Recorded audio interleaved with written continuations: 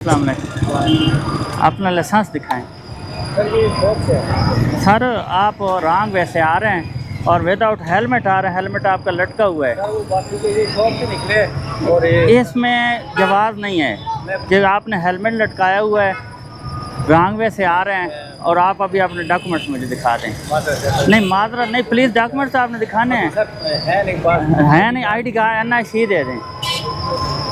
Wrong way पता है FIR हो जाती है, रेकलेस ड्राइविंग है आप। मेहरबानी सर आप किया करें, ये आप गलत आए, मैं नहीं आया। मेरा काम है आपको चालान देना क्योंकि आप रफ ड्राइविंग कर रहे हैं।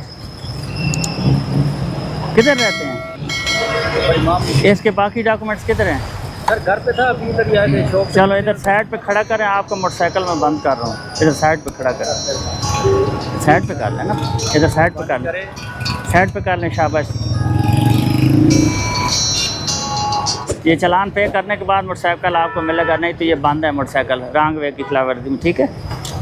वैसे सर काफ़ी गए हैं यहाँ पे, अब आगे मैं आ गया हूँ। आप गलत आ रहे हैं ना।